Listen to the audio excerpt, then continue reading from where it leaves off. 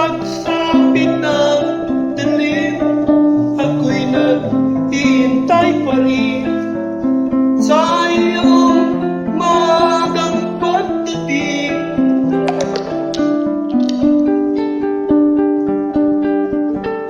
Pagkat ako'y nababalisa kung hindi ka kapiling,